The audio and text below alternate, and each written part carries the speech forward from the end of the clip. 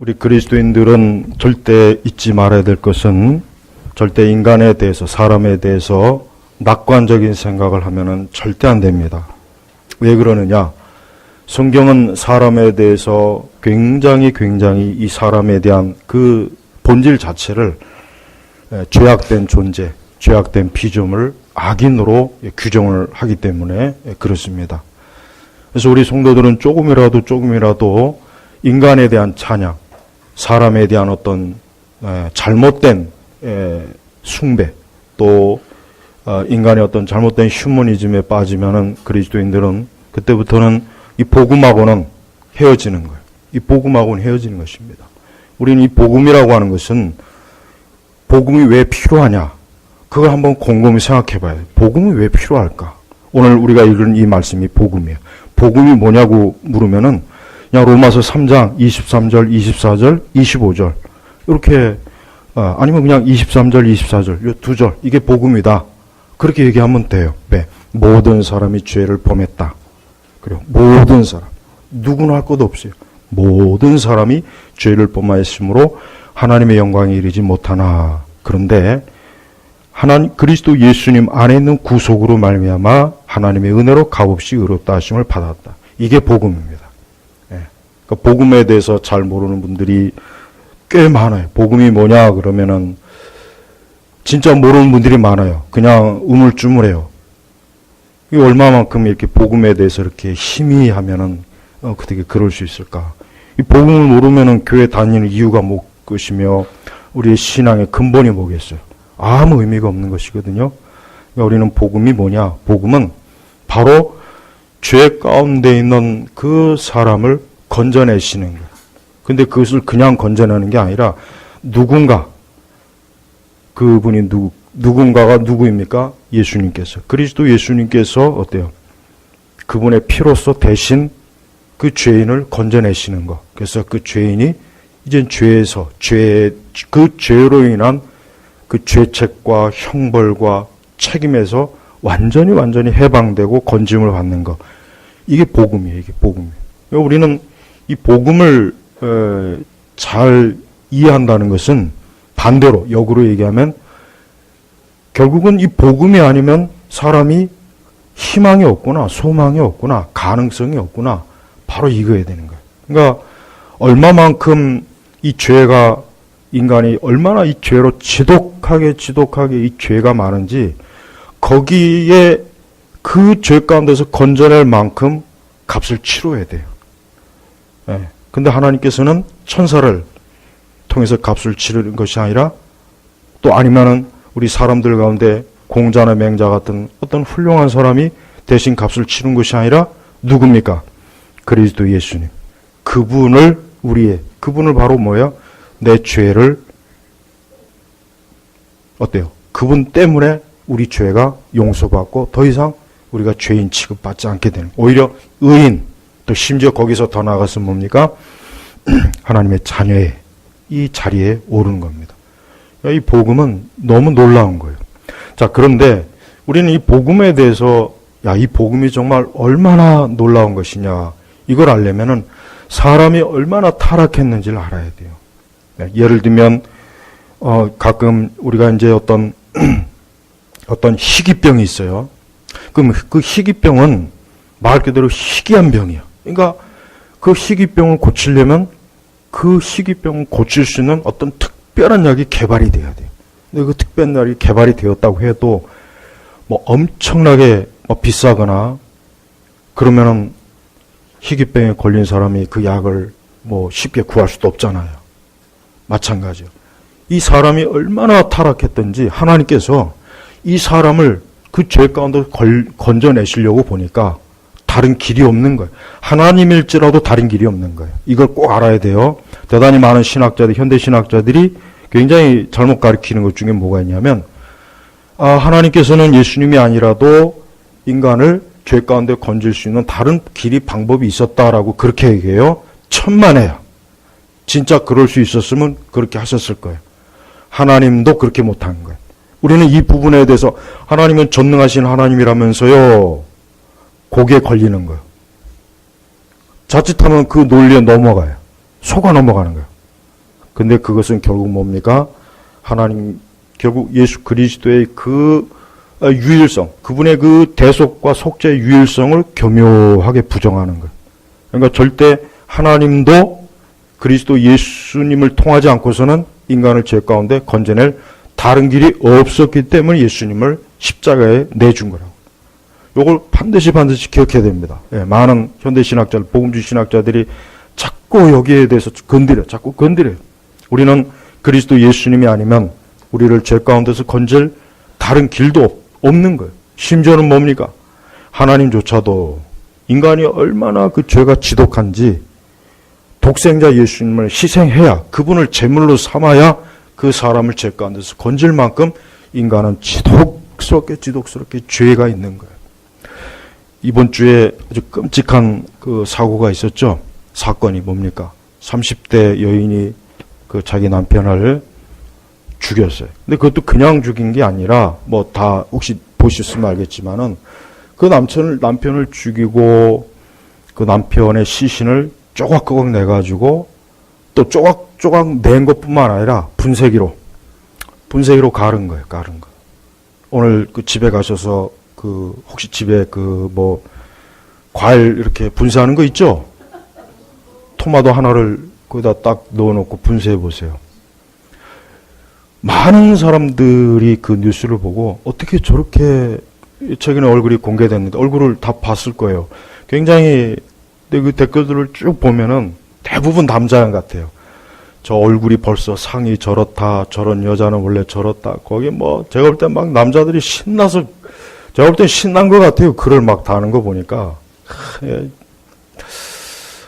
정말 참 끔찍해요. 그리고 그것을 이제 배에 타서 바다에다가 곳곳에다가 다 이렇게 쓰레기 봉투에다 담아가지고 30개를 준비해서 그것을 그 분쇄한, 이게 지금 날이 또 덥단 말이야. 그래서 사람이 이 살을 분쇄해버리면 금방 썩어서 금방 냄새납니다. 피 냄새도 지독해요.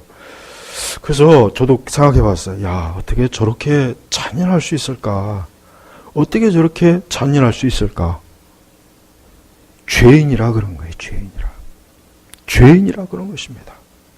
우리는 그러한 끔찍한 사고를 볼 때마다 성경에서 하나님께서 죄인 그러는 게 결코 과한 얘기가 아니구나. 결코 그렇게 심한 얘기가 아니구나. 야, 우리 사람이 너무 자꾸 죄, 교회에서 자꾸 그렇게 죄인 그러는 거 듣기 싫어하잖아요.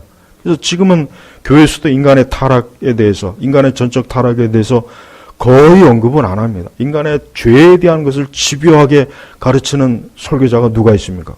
거의 없어요. 정말 없습니다.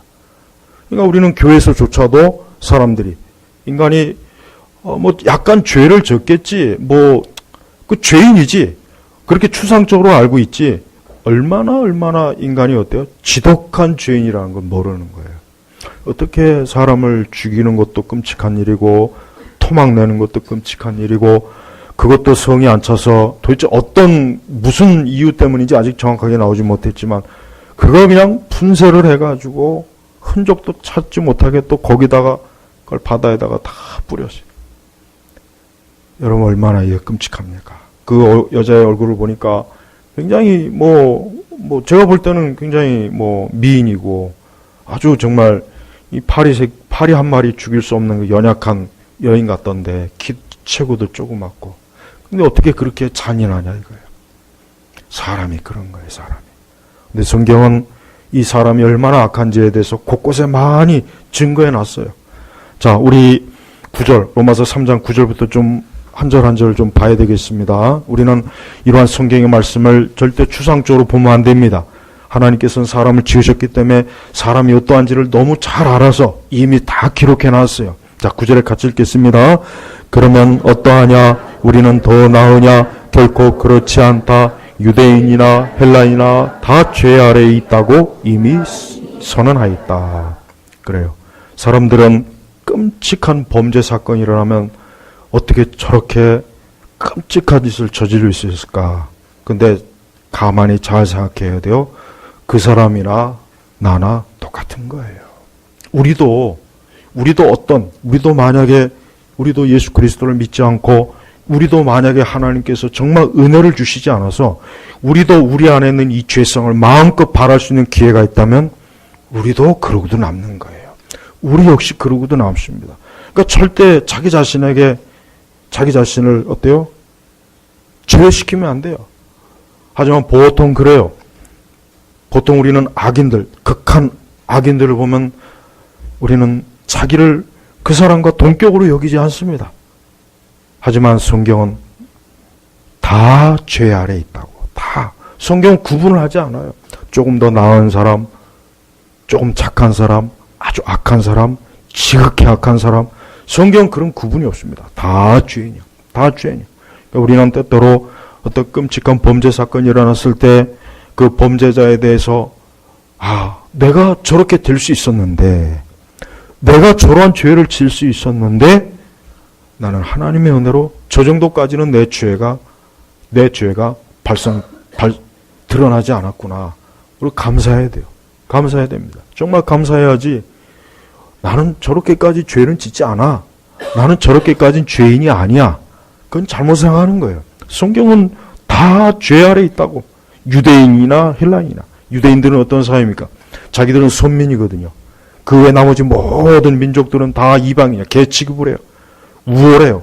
자기는 거룩한 민족이요, 거룩한 백성이요, 거룩한 하나님의 자녀라고 그래요. 근데 바울은 뭐라 그랬습니까? 성경은 유대인이나 헬라인이나 똑같다 이거예요. 똑같다 이거. 하나님의 선민이라는 유대인이나 헬라인이나 똑같은 거예요. 우리는 그리스도인들이라고 해도 우리에게는 아직도 죄성이 있습니다. 우리도 죄성이 있습니다. 우리도 어떤 극한 상황에 가면 우리도 사람을 죽일 수 있어요. 우리도 그보다 더 악한 일을 할 수 있다는 걸 반드시 명심해야 돼. 왜? 우리는 여전히 아직 죄 가운데 있는 거예요. 성경은 이걸 두루뭉실하게 기록하지 않습니다. 10절 이후에는 이와 같이 기록되어 있다. 의인은 없으니 하나도 없으며, 의인은 없으니 하나도 없다. 죄인이 아는 사람이 없는 거예요.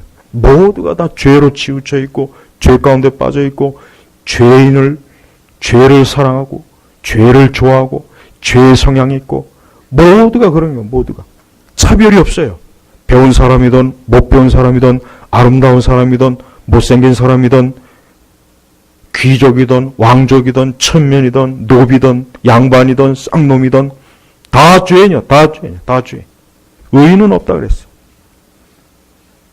11절에 보면은 깨닫는 자도 없고 하나님을 찾는 자도 없다. 깨닫는 자도 없고 하나님을 찾는 자도 없다. 그래서 사람은 본성적으로 하나님 찾지 않습니다. 자기 자신이 어떤 존재인지를 몰라요. 아예 몰라요. 자기가 죄인인 줄 몰라요. 자기 안에 죄성을 전혀 깨닫지 못해요. 깨닫게 해줘야 깨닫는 것이고 하나님을 찾게 해야 찾는 거예요. 우리는 기도할 때 우리 스스로가 기도하는 게 아닙니다. 하나님께서 우리에게 기도할 수 있도록 은혜를 주셔서 우리가 기도하는 거예요. 요건 꼭 알아야 됩니다. 우리는 어떤 이유든지 우리 스스로 기도할 수 없습니다. 내 공로로 기도하는 것이 아닙니다. 하나님께서 나를 기도할 수 있도록 은혜를 주시는 거예요. 은혜를 주시는 거예요. 기도에 은혜를 주시니까 우리 속에서 기도를 해야 되겠구나. 내가 하나님을 찾아야 되겠구나. 우리는 얼마나 많은 사람들이 하나님을 찾지 않는 거 잘 알죠. 그 대신 우상을 찾습니다. 귀신을 찾습니다. 세상을 찾습니다. 육신의 정욕을 찾습니다. 죄거리를 찾습니다. 죄를 가지고 놀 거리를 찾습니다. 악을 찾습니다. 하나님을 찾질 않아요. 그래서 중생하고 거듭나면 제일 먼저 하는 게 뭡니까? 하나님을 찾아요. 이전에는 하나님 같은 건 생각지도 않았어요. 그러나 거듭나고 이제 그 안에 성령이 내주하니까 어떻습니까? 하나님을 찾게 됩니다. 이젠 그 안에 하나님, 새로운 생명이 주니 성령께서 새로운 생명을 주니까 어떻습니까? 하나님을 찾게 돼요. 우리 여성분들이 아이를 낳으면 그 아이가 누구를 찾습니까? 벌써 엄마를 찾잖아요. 엄마를 찾잖아요. 그 품에서 엄마의 젖을 찾고 엄마를 찾아요. 근데 사람이 거듭나고 중생에서 하나님의 자녀가 되면 하나님을 찾습니다. 하나님 찾게 돼 있어요. 계속해서 하나님 찾아요. 하나님에 대한 갈망이 있어요. 중생하지 못하고 거듭나지 못한 그 존재는 어떻게 되느냐? 하나님 안 찾습니다. 찾을 마음도 없고 찾고 싶은 마음도 없고 누군가 하나님을 찾아라 그러면 왜 내가 하나님을 찾아야 돼? 전혀 그 필요성을 못 느껴요. 전혀 못 느끼는 거예요. 억지로는 찾을 수 있어요. 억지로. 아유, 하나님 찾으라니까 주여 주여 하고 한두 번 할 수 있지만 그 하나님에 대한 사랑과 애정이 전혀 없이 그냥 차갑고 냉랭하게 하나님을 찾는 거예요. 그래서 여러분, 거듭난 중생한 영혼들은 하나님을 찾되 어떻게 찾습니까? 그 하나님을 사랑과 애정으로 찾어요. 애정, 사랑으로 찾는 것. 하지만 중생하지 못한 사람은 하나님을 찾기는 혹 찾아도 어때요? 그 마음에 하나님을 사랑함으로 찾진 않아요. 전혀 사랑하는 마음이 없어요. 그냥 억지예요. 마지못해 습관적으로 찾는 것. 그래서 우리는 우리 스스로가 중생과 거듭남의 그 하나의 증거가 뭐냐? 내가 하나님을 찾을 때 기쁨으로 하나님을 찾느냐? 애정을 가지고 찾느냐? 그렇지 않고 내가 하나님을 찾을 때 차갑고 냉랭하고 조금도 애정이 없이 하나님을 찾는다면 안타깝지만 중생한 게 아닙니다. 거듭난 게 아닙니다. 이거는 분명히 해야 됩니다. 분명히 성경에 기록했어요. 하나님을 찾는 자도 없다 그래서 없다. 찾을 수 있을지 혹 모르겠다가 아니라 없다. 확 끊어버린 거예요. 그러니까 사람이 하나님 찾지 않고 하나님께 예배하지 않고 기도하지 않는 것은 그 안에 새로운 생명이 없는 거예요. 주의 성령이 없는 것입니다. 중생하지 않은 거예요. 거듭나지 않은 거예요. 그러니까 하나님 안 찾는 거예요. 깨닫지도 못하고. 여러분 잘 알잖아요. 하나님 믿지 않는 사람하고 하나님 얘기하면 얼마나 지뢰합니까? 얼마나 지뢰하고 재미없어하고 정말 대화가 안 통하죠. 대화가 안 통해요. 왜 그렇습니까? 그들 안에 하나님을 찾는 자도 없고 찾는 마음이 없고 깨닫지 못하니까. 하지만 거듭나고 중생한 사람은 벌써 틀립니다. 하나님에 대한 것, 죄성에 대한 것 깨달아요. 알아요. 그게 뭔 말인지 아는 거예요. 그게 뭔 말인지. 이거는 지식의 문제가 아니에요. 많이 배우고 안 배우고 문제가 아닙니다. 아무리 공부를 잘하는 박사도 하나님에 대한 지식이 없습니다. 그러나 배우지 못한 사람도 하나님을 알게 되면 그는 하나님에 대해서 알게 되는 거예요. 우리는 하나님을 찾는 자도 없고 12절에 모두가 탈선해요. 탈선. 제가 그 고속열차를 타는데 속으로 이거 탈선하면 어떻게 하지? 이거 탈선하면 이거 엄청난 속도로 탈선하다가 이게 하면 이거 거의 많이 죽을 텐데 그런 생각이 들더라고요. 하도 요즘은 예측할 수 없는 사고가 하도 많이 나서 어디서 뭔 사고가 일어날지 몰라요. 하도 우리 사회가 지금 막 불안정해가지고 탈선하여 모두가 탈선. 모두가 다. 그러니까 하나님과 등 돌리고 사는 사람은 지금 탈선한 거예요. 그러니까 사람이 하나님을 예배하고 하나님을 경외하고 하나님 사랑하고 그분의 말씀에 따라 사는 게 그게 바로 사람이 정상적으로 가야 되는 길입니다. 그러나 그렇지 않은 사람은 지금 다 탈선한 거예요. 알아야 돼요. 아무리 유명하고 멋있고 훌륭하고 아무리 많이 배운들 그 사람은 애초부터 탈선해 있는 거예요. 탈선해 있는 거라고요. 그러니까 우리는 사람에 대해서 평가할 때 바르게 평가해야 돼요. 제발 우리는 사람이 보는 것 같이 보지 말고 하나님께서 보는 것처럼 봐야 우리는 사람을 제대로 평가할 수 있는 거예요. 이 세상은 사람에 대해서 자꾸 칭찬해요. 사람의 존재를 자꾸 높이고 사람이 위대하다, 대단하다, 사람이 엄청나다, 사람이 똑똑하다, 사람이 자꾸 높여요. 자꾸. 세상은 그러잖아요. 하지만 성경은 어디에도 이 성경 66권 어디에도 사람에 대해서 조금 더 그런 얘기 없습니다. 없어요. 왜? 그게 사실이니까. 우리가 때때로 어떤 끔찍한 사고나 사건이 일어났을 때 하나님께서 저래서 인간이 죄인이라는 거구나. 저래서 사람이 하나님과 등 돌리면 저렇게 죄를 짓는 것이구나. 악을 행하는 것이구나. 탈선한 거예요. 탈선. 근데 대부분은 아까 얘기했지만 자기가 탈선한 줄은 모르고 있어요. 자기가 지금 잘 가는 줄 알고 있어요. 자기가 잘 가고 있는 줄 알고. 자신의 인생이 잘 가고 있다고 생각해요. 전도를 하면 금방 합니다. 전도에 보면은 대부분의 사람들은 자기가 큰 문제 없다. 나는 교회 다닐 이유도 없고 하나님 믿을 이유도 없고 종교를 가질 이유가 없다. 그냥 난 이대로 별 문제 없어. 대부분 다 그렇게 생각합니다. 깨닫지는 못하는 거예요. 그러나 성령께서 깨닫게 하시면 이 세상에 나같이 이렇게 파렴치하고 악하고 더러운 자가 세상에 어디 있을까? 세상에 나처럼 이렇게 악한 자가 없었구나. 죄인 중에 괴수구나, 괴수구나. 야, 내가 이렇게 악했다니, 내가 이렇게 추악한 괴물이었구나. 그걸 정말 마음 깊이 깨닫게 돼요. 그 피부에 와 닿습니다. 정말 그 심령 속에서 그게 너무너무 와 닿아요. 그래서 그리스도 앞에 나오게 되는 거예요. 하지만 하나님께서 그걸 깨닫게 하지 못하면요, 안 됩니다. 당신이 죄인이라 그러면 내가 뭔 죄인이냐. 나만큼 살아라. 나만큼 착하게 살아봐라. 나 이제까지 살면서 나는 누구에게 해로운 말도 안 했고 해로운 짓을 안 했어. 다 그래. 이 자부심이 강한 거예요. 하지만 성경에 뭐라 그랬어요? 모두가 탈선하여 한 가지로 무익하게 되고, 이 무익하다는 게 성경의 원어의 의미는 더럽다, 역겹다, 이 도덕도 타락, 역겹다, 역겹다. 한 가지로 무익하게 되고 선을 행하는 자가 없으니, 좋은 일을 안 해요. 그러니까 사람은 항상 생각하는 게 악해요. 악해요. 좋은 생각을 별로 못해요. 늘 머릿속이나 마음속에서 악한 생각으로 자꾸 기울어요. 기웁니다. 사람이 그래요. 그래서 선을 행하지 않아요. 13절에 보면은 그들의 목구멍은 열린 무덤이고, 이 말씀의 그 원어의 그 주석 달린 걸 가만히 보니까 시체 썩는 냄새가 난다. 이 말이더군요. 그러니까 그들의 목구멍은 열린 무덤이고. 여러분 무덤 파봤습니까? 무덤? 무덤 파보면 거기 뭐가 나오겠어요? 뭐 시체 썩는 게 나오겠죠. 그러니까 쉽게 얘기하면 인간은 어때요? 그 입에서 시체 썩는 냄새가 나는 거예요. 그 입에서 하는 모든 것들이 악독한 말, 악한 말. 그 혀로는 속임을 일삼으며 파괴한다. 거짓, 교활, 이 뜻입니다. 그 입에는 혀로는 속임을 일삼으며 그 입술에는 독사의 독이 있고. 우리는 뱀한테만 독이 있는 줄 알죠. 우리는 보통 뱀, 독뱀, 살모사나 무슨 뭐. 근데 성경은 사람에게도 그 입술에는 독사의 독이 있고, 이 독이 뭡니까? 사람을 죽이는 거예요. 사람을 말로 죽이는 거예요. 사람을 거짓말로 죽이고, 모략으로 죽이고, 모함으로 죽이고, 하여튼, 그러니까 여러분, 이단의 특징이 뭐예요? 이단의 특징은 거짓말. 신천지는 이 거짓말을 달고 살아요. 그죠? 그리고 그건 하나님의 일을 할 때 그건 당연하다고 합리화시켜. 하나님 그렇게 하라고 했다고.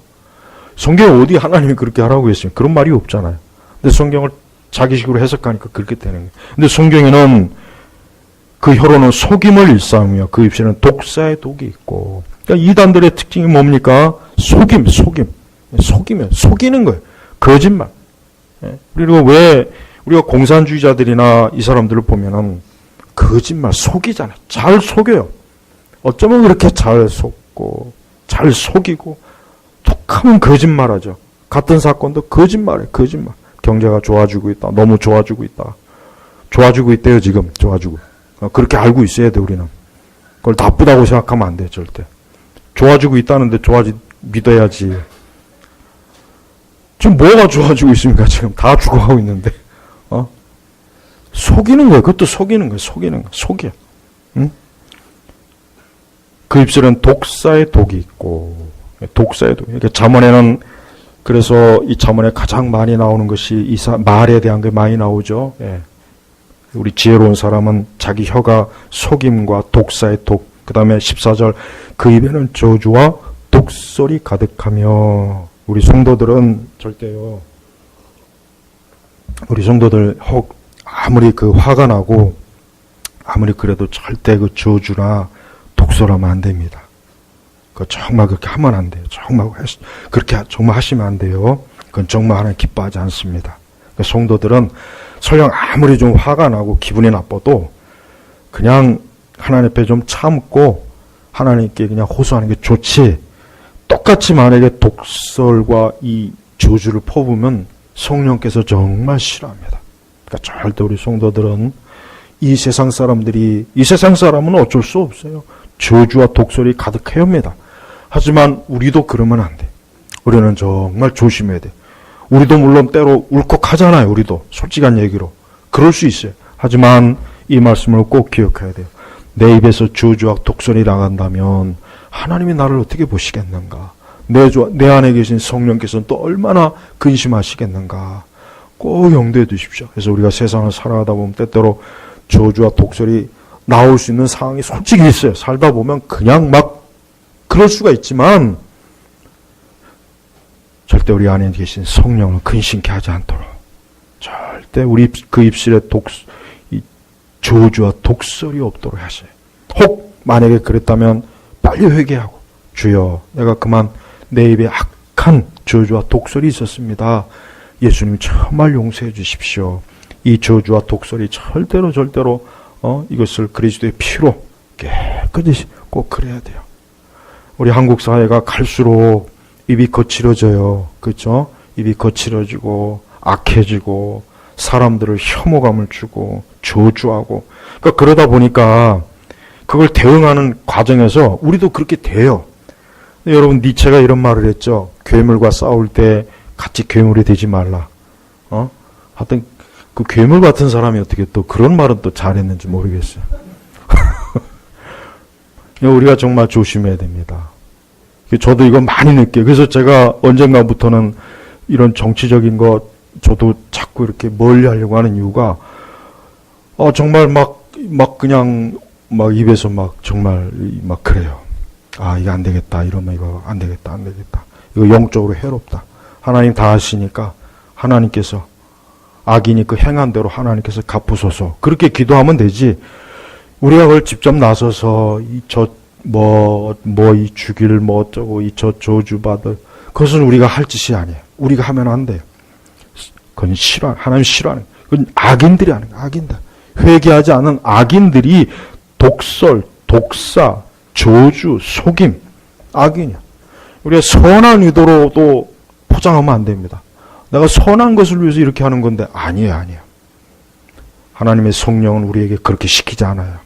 예수님이 언제 십자가에 올라가서 저주했습니까? 독설했습니까? 예수님 단 한마디 오히려 저들을 용서하소서. 자기들이 하는 짓을 모릅니다. 우리 예수님 보십시오. 예수님이 그 십자가상에서 누구라도 내가 지금 말 한마디면 천사 12군단이 천사 와서 너희들 다 처리할 수 있지만 예수님 그렇지 않았잖아요. 우리 주 예수 그리스도께서 십자가에서 얼마든지 저주와 독설을 쏟을 수 있었지만 자기를 조롱하고 비웃고 희롱하는 하지만 그들에 대해서 그런 말 안 하고 용서와 긍휼해. 우리가 어떤 이유로든지 절대로 하여튼 성도는 절대 그 입에서 저주와 독설이 나오면 안 됩니다. 이건 꼭 명심하세요. 오늘 말씀 중에 가장 핵심이에요. 왜냐 자꾸 우리 성도들도 이 세상 지금 너무 거칠으니까 같이 대응하는 거야. 같이. 하나님 기뻐하지 않아요. 절대 성령께서 기뻐하지 않으리니까 그거 한 가지만으로도 우리가 하면 안 됩니다. 또 그 바른 피 흘리는 데 빠르며 파멸과 비참함이 그들의 길에 있어 평강의 길을 알지 못한다. 결국 악인은 죄인은 하나님과 등 돌린 인생은 어떻게 됩니까? 결론이 인생이 파멸, 비참함, 평강의 길을 알지 못한다. 하면서 18절에는 같이 읽겠습니다. 그들의 눈앞에는 하나님을 두려움이 없다. 바로 이거예요. 하나님을 두려움이 없다.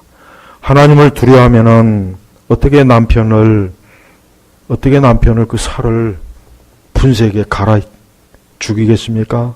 하나님 두려워서 못해요. 하나님 두려워하면 우리 입에서 저주와 독설이 나오지 않습니다. 하나님을 두려워하면 우리가 악으로 빨리 달려가지 못해요. 하나님을 두려워하면 우리가 우상을 숭배하지 않아요. 죄를 향해 달려가지 않습니다. 하나님을 두려워하면 절대로 무익하고 어리석고 탈선 이런 길로 안 가요. 하나님을 두려워하면 모든 게 해결됩니다. 우리는 하나님을 두려워할 줄 알아야 돼. 하나님께서 지금 보고 계시고 하나님의 모든 걸 살피시는데 내가 하나님 앞에서 이러면 안 되지. 이런 마음이 우리 안에 성령께서 주시는 거예요. 근데 이 악인들은 그들의 눈앞에는 하나님을 두려움이 없는 거예요. 겁이 없는 거예요. 겁이 없는 거예요. 그냥 마구 날뛰는 거예요.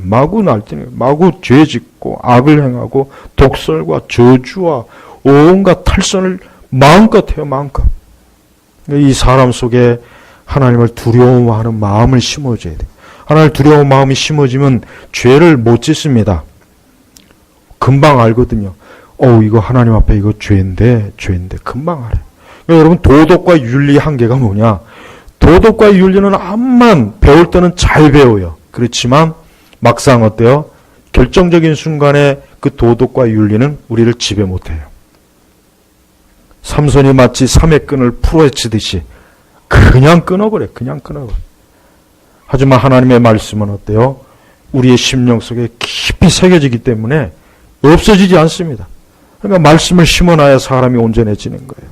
그러니까 제발 저는 우리나라 이 땅에 있는 모든 교육이 이 아이들에게 일주일에 좀 1시간만이라도 학교에서 말씀을 읽게 하면은 학교의 모든 문제, 청소년의 그 비행 활동, 호화찰나는 그 비행 활동은 다 사라집니다. 왜 하나님을 두려워하니? 하나님을 두려워하는 애들이 치마를 손수건 마냥 만들겠습니까?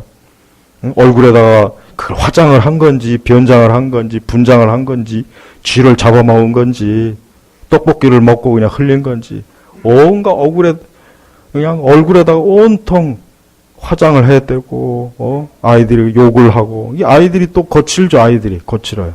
아이들이 욕도 많이 하고. 왜 그렇습니까? 하나님을 두려워하지 않으니까 그런 거예요. 그러니까 그런 아이들한테 착한 말 써라, 예쁜 말 써라, 고운 말 써라.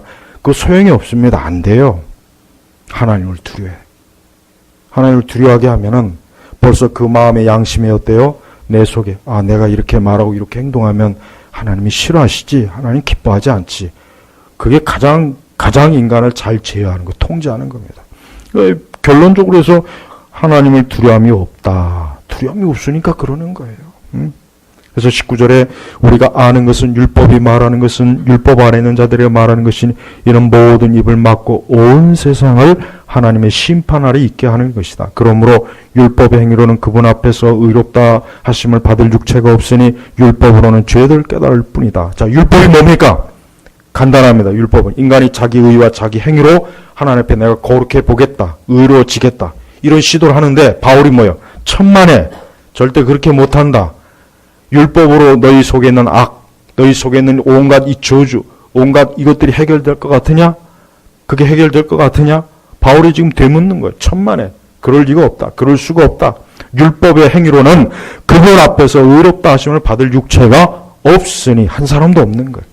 여러분, 우리는 절대 어떤 식으로 자기 의와 자기 공로로 하나님 앞에 나가면 안 되는 거예요. 이슬람이든 천주교든 유교든 세상의 모든 종교 가만히 보십시오. 하나같이 다 뭡니까? 인간의 행위로 뭔가 내가 착해지고 뭔가 내가 잘해서 뭔가 좀 점수를 따려고 하는 거예요. 이슬람교도가 대표적으로 그래요. 이슬람교도는 점수가 자기가 점수를 따서 알라에게 좀 잘 보여서 천국에 가는 걸로 알고 있습니다. 그렇게 알고 있어요. 이슬람교도들. 그러니까 이슬람교도들은 정말 이 복음에 대해서 전혀 그들은 없습니다. 오직 두려움밖에 없어요. 사랑이 없어요. 이미 성경에서 다 말한 거예요. 하지만 인간이 여기서 끝나느냐? 그렇지 않습니다. 하나님께서 우리에게 놀란 은혜를 주셔서 뭡니까? 21절 같이 읽겠습니다. 그러나 이제는 율법과 상관없이 하나님의 의가 나타났으니 그것은 율법과 선지자들에 의하여 증언을 받은 것이다. 하면서 결론적으로 22절 같이 읽겠습니다. 하나님의 의는 예수 그리스도를 믿는 믿음을 통하여 모든 믿는 자에게 주시는 것이니 거기에는 차별 없다. 그래. 하나님의 의가 뭡니까? 예수 그리스도예요. 그래서 사람이 왜 예수 그리스도를 믿어야 됩니까? 사람이 그리스도를 믿지 않으면 그 자기 죄에서 해방을 못해요. 벗어나지 못해요. 자기 죄성을 이기지 못합니다. 자기 죄성 앞에 맨날 무릎 꿇어야 돼요. 거기에 복종해야 돼요. 노예 노릇하다가 평생 노예 노릇하다가 아까 얘기했지만 파멸과 비참함이 그들에 있어 평강의 길을 알지 못한다. 그러니까 그리스도 예수가 없는 사람은 평안이 없습니다. 뭘 해도 평안이 없어요. 아무리 좋은 음식을 먹고 좋은 곳에 여행을 가고 좋은 옷을 입고 사람들과 날마다 좋은 파티를 하면서 그래도 여전히 그 심령 불안 염려 두려움 날마다 넘쳐요. 파도처럼 밀려와요. 또 하나 가면 또 하나 밀려오고 또 하나 가면 또 파도입니다. 파도처럼 밀려요. 그러니까 사람이 살 수가 없어요. 그래서 여러분 사람이 자꾸 안정이 안 되잖아요. 안정이 안 되는 거예요. 하지만 이 모든 것은 뭡니까? 그리스도 예수 안에서 해결돼요.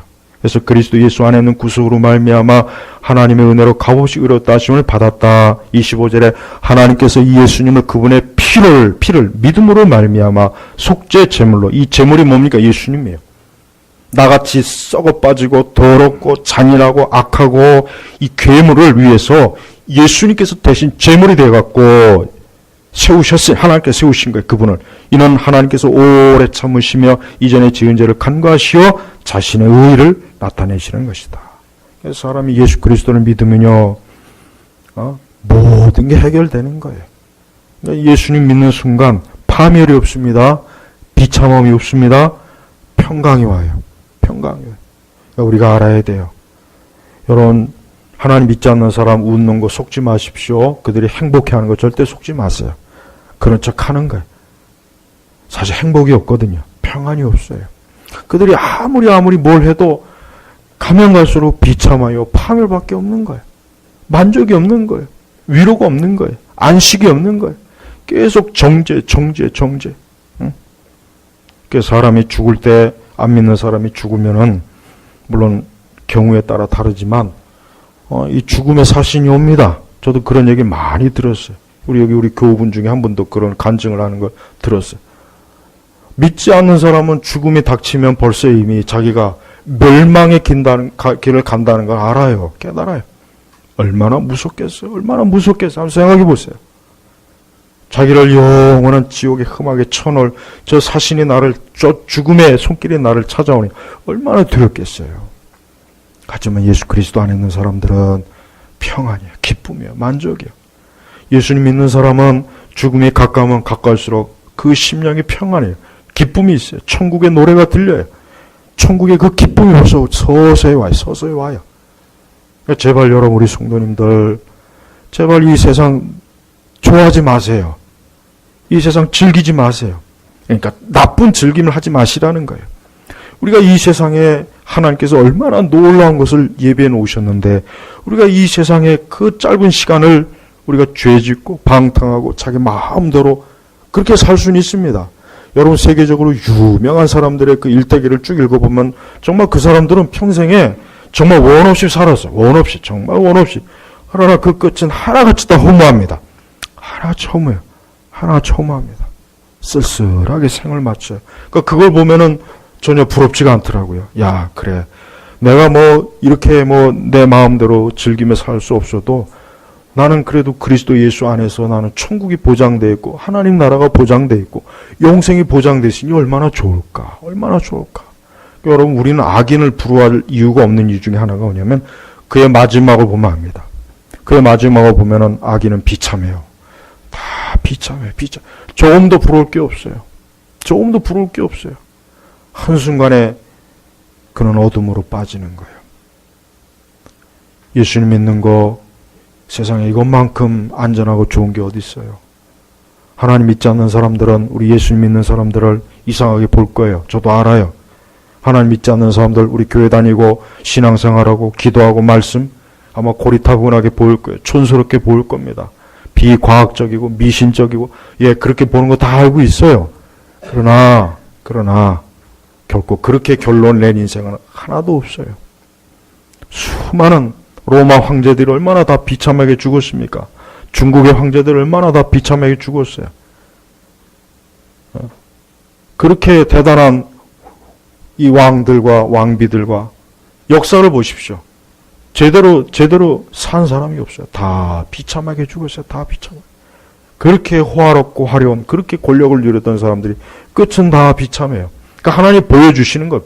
이 세상에서 가장 대단한 사람들 끝이 저렇다. 그러니까 우리 성도들에게 보여주는 거라, 본을 보여주는 거예요. 너희들도 저쪽 길로 가고 싶냐? 우리는 그리스도 예수 안에 있는 거예요. 우리 성도들이 혹 이 땅에서 아무리 비참하게 살던, 아무리 우리가 힘들게 살아도 우리는 부러움의 대상이 될지언정 우리가 세상 사람들을 부러워할 만한 이유가 조금도 없습니다. 조금도 없어요. 우리에게 너무나 많은 걸 주님이 주셨어요. 26절에 이때 자신의 의를 나타내시는 것은 자신도 의로우실 뿐만 아니라 또한 자신이 예수님을 믿는 자들을 의롭다고 하는 분이심을 보여주려는 것이다. 그리스도 예수 안에 있는 사람은 의로워졌습니다. 죄의 노예가 아닙니다. 파멸을 맞지 않습니다. 저주를 받지 않습니다. 더 이상 악인의 삶을 가지 않습니다. 그리스도 예수 아는 삶은 영생이요, 하나님 나라요, 영원한 복락이요, 축복입니다. 제발 이 소망 가지십시오. 자꾸 믿는 사람들이 세상을 바라보고 세상의 즐거움에 자꾸 기웃기웃거리고 자꾸 신앙의 가치를 자꾸 보잘것없게 여기요. 지금 추세가 그래요. 세상의 추세가 그런단 말이에요. 그거는 큰 실수하는 거예요. 그거는 너무나 아주 엄청난 실수를 하는 겁니다. 잠깐 우리에게 주어진 시간을 하나님의 영광을 위해서 살고 하나님 나라로 향하는 것인데 그렇지 못하고 허망하고 허무한 것에 빠져서 그렇게 평생 살아봐야 결국 그 끝은 어때요? 파멸, 비참합니다. 우리 성도님들은 하나님께서 나중에 여러분들에게 주실 하늘의 유업을 한번 생각해 보십시오. 얼마나 좋습니까?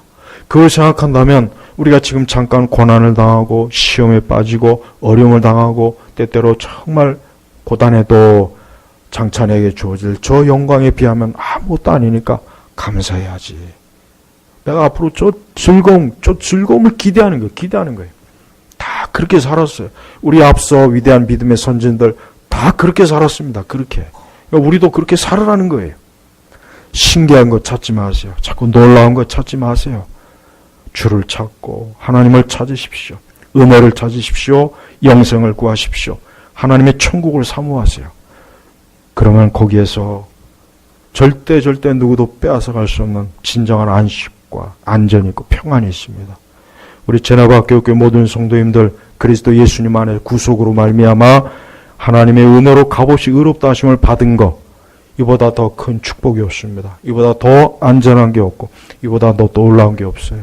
모두가 이러한 은혜를 누리시기를 주님의 이름으로 축복합니다. 기도하겠습니다. 하나님 아버지 감사합니다. 오늘 이 시간에도 우리 교우들과 함께 거룩한 하나님의 말씀을 살펴보았습니다. 이곳에 있는 우리 모든 성도들이 이 말씀을 신중하고 진지하게 받아들이게 하소서. 또 믿게 하시고 이 말씀에 자신의 인생을 두 발을 딱 놓아서 절대 탈선하지 않도록 붙잡아 주시고 주님 앞에 서는 그날까지 그리스도의 신부로 서는 그날까지 주께서 굳게 지켜 주옵소서. 예수님의 이름으로 기도 올렸습니다. 아멘.